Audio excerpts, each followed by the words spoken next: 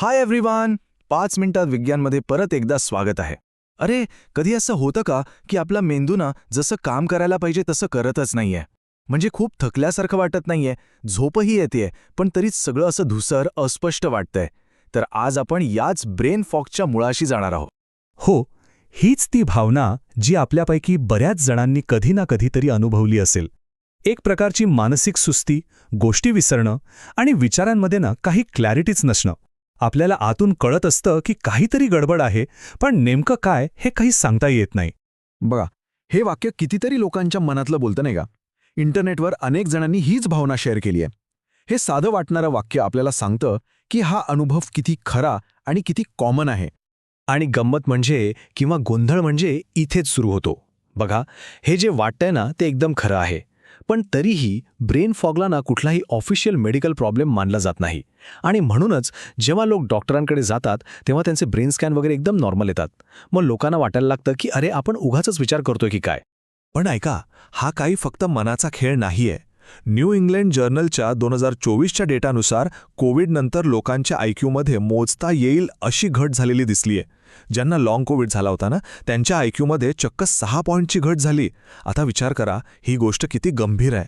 पण थांबा, ही समस्या फक्त कोविडमुळे सुरू झालेली नाहीये. येल स्कूल ऑफ मेडिसिनच्या रिसर्चनुसार हा ट्रेंड खरं तर 2016 पासूनच सुरू झाला होता. याचा अर्थ काय, तर ही एक खूप मोठी आपल्या जीवनशैलीशी जोडलेली समस्या आहे, ज्याला कोविडने फक्त अजून जास्त वाढवलंय. आता या आधुनिक समस्येचं मूळ शोधण्यासाठी आपल्याला इतिहासात थोडं मागे जावं लागेल. पहिल्या महायुद्धात घडलेल्या एका घटनेमध्ये याचं उत्तर दडलेलं आहे. चला तर मग ही इंटरेस्टिंग गोष्ट काय आहे ते बघूया. तर ही गोष्ट आहे हॅरी फार नावाच्या एका सैनिकाची. 1916 सालची गोष्ट. तो शत्रूच्या समोर रणांगणावर उभा होता. त्याचे ऑफिसर त्याच्यावर ओरडत होते, पुढे चल, पण तो जागचा हलूच शकला नाही. जणू काही त्याचे पाय जमिनीला चिकटले होते. आणि धक्कादायक गोष्ट ही आहे की असं फक्त हॅरीसोबत घडलं नाही. त्याच्यासारख्या तब्बल 306 सैनिकांना भ्याडपणाच्या आरोपाखाली त्यांच्याच लोकांनी मृत्यूदंड दिला होता. या सगळ्यांची एकच प्रतिक्रिया होती, ते जागेवरच गोठून गेले होते. आणि यामुळेच एक खूप महत्वाचा प्रश्न समोर येतो. ज्या गोष्टीसाठी हॅरीला आपला जीव द्यावा लागला, तो खरंच भ्याडपणा होता का? की मग त्यांच्या मेंदूत काहीतरी असं घडत होतं ज्यावर त्यांचं काहीच नियंत्रण नव्हतं? या रहस्याचा उलगडा करण्यासाठी ना आपल्याला आपल्या मेंदूची मूळ ऑपरेटिंग सिस्टीम समजून घ्यावी लागेल. आपल्या डोक्यात एक अशी प्राचीन प्रणाली आहे जी आजही आपल्याला कंट्रोल करते. याला आपण म्हणू शकतो सर्व्हायव्हल अल्गोरिदम. या अल्गोरिदमचं पहिलं आणि शेवटचं ध्येय एकच आहे, काहीही करून आपल्याला जिवंत ठेवायचं. आनंद, यश, प्रगती या सगळ्या गोष्टी नंतर येतात. हा अल्गोरिदम फक्त 2 सोप्या पण अत्यंत महत्त्वाच्या नियमांवर चालतो. पहिला नियम, जीवाला कुठलाही धोका होऊ द्यायचा नाही. आणि दुसरा, ऊर्जा वाचवायची. कारण आपला मेंदू शरीराच्या वजनाच्या फक्त 2% असला ना, तरी शरीरातली तब्बल 20% ऊर्जा तो एकटा वापरतो. धोक्याच्या वेळी आपला मेंदू काय करतो हे आपण शाळेत शिकलो. फाईट किंवा फ्लाईट, म्हणजे एकतर लढा किंवा पळा. पण या व्यतिरिक्त अजून एक तिसरी प्रतिक्रिया आहे ज्याबद्दल फारसं बोललं जात नाही. ती म्हणजे फ्रीज, जागेवरच स्तब्ध होणं. आणि इथेच आपल्याला हॅरी फारच्या त्या रहस्याचं उत्तर मिळतं. आता आपण या प्राचीन फ्रीज रिस्पॉन्सला आजच्या ब्रेन फॉगच्या अनुभवाशी जोडूया. कारण शिकारी बदलला असला तरी मेंदूची प्रतिक्रिया मात्र तीच जुनी आहे. विचार करा, पूर्वी धोका कसा होता. सिंहासारखा, जो समोर दिसायचा, शारीरिक होता आणि काही वेळासाठीच असायचा. सिंह आला आणि गेला. पण आजचे धोके कसे आहेत? मानसिक. कामाच्या डेडलाईन्स, सोशल मीडियावरची तुलना, पैशांची चिंता, हे धोके कधीच संपत नाहीत. ते सतत आपल्यासोबत असतात. आणि ह्यामुळेच आपण एका अगदी सोप्या पण महत्त्वाच्या फॉर्म्युल्यापर्यंत पोहोचतो.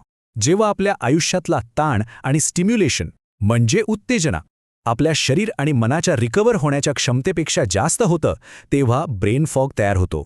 हेच ते सूत्र आहे. न्यूरोसायन्समध्ये या कंडिशनला ॲलोस्टॅटिक ओव्हरलोड म्हणतात. सोप्या भाषेत सांगायचं तर, जेव्हा मेंदूवर क्षमतेपेक्षा जास्त भार येतो, तेव्हा तो स्वतःला वाचवण्यासाठी फोकस, स्मरणशक्ती यांसारखी जास्त ऊर्जा लागणारी कामं कमी करून टाकतो. म्हणजे ब्रेन फॉग हा मेंदूचा एक डिफेन्स मेकॅनिझम आहे, ऊर्जा वाचवण्याचा एक मार्ग आहे. पण चांगली बातमी ही आहे की आपण ह्यातून नक्कीच बाहेर पडू शकतो. चला आता आपण अशा 3 प्रभावी उपायांबद्दल बोलूया जे थेट या समस्येच्या मूळ कारणांवर काम करतात आणि आपल्याला आपली हरवलेली मानसिक स्पष्टता परत मिळवून देऊ शकतात. पहिला आणि सगळ्यात जास्त प्रभावी उपाय आहे आपल्या आयुष्यात एक रचना आणणं, एक स्ट्रक्चर आणणं. आजच्या या धावपळीच्या गोंधळलेल्या जगात स्ट्रक्चर हे एखाद्या सुपर पॉवरसारखं काम करतं. म्हणजे काय करायचं तर रोज एकाच वेळी उठायचं, कामाचे तास ठरवून घ्यायचे, जे निर्णय पेंडिंग आहेत ते घेऊन टाकायचे आणि अनावश्यक गोष्टींमधून आपलं लक्ष काढून घ्यायचं. जेव्हा आपल्याला वाटतं की आपलं आयुष्य आपल्या नियंत्रणात आहे तेव्हा मेंदू आपोआप शांत होतो. दुसरा उपाय थेट आपल्या शरीराशी संबंधित आहे. आपल्या मेंदूत एक असं जादुई प्रोटीन आहे ज्याला आपण स्वतः ॲक्टिवेट करू शकतो आणि ह्या प्रोटीनला मेंदूसाठीचं खत किंवा मिरॅकल ग्रो असंही म्हटलं जातं.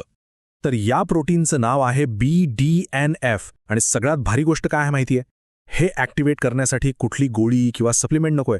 फक्त रोज 20 मिनिटं असा व्यायाम करा की हृदयाची धडधड वाढेल. चालणं, धावणं, सायकलिंग काहीही चालेल. यामुळे नवीन ब्रेन सेल्स तयार होतात आणि आपली स्मरणशक्ती सुधारते. आणि शेवटचा तिसरा उपाय आपल्या मेंदूची कचरा साफ करणारी जी सिस्टीम आहे ना तिला ॲक्टिवेट करणे. हो, तुम्ही बरोबर ऐकलं. आपल्या मेंदूची स्वतःची स्वच्छता प्रणाली आहे जी बहुतेक करून रात्रीच्या वेळी काम करते. या सिस्टमला म्हणतात ग्लिम्फॅटिक सिस्टम. ही प्रणाली गाढ झोपेत असतानाच सगळ्यात जास्त ॲक्टिव्ह होते आणि दिवसभरात मेंदूत जमा झालेला सगळा रासायनिक कचरा बाहेर काढून टाकते. आणि यासाठी एक सोपा नियम आहे. झोपण्याच्या 45 मिनिटांआधी कोणताही स्क्रीन बघायचा नाही. यामुळे झोपेची क्वालिटी कमालीची सुधारते.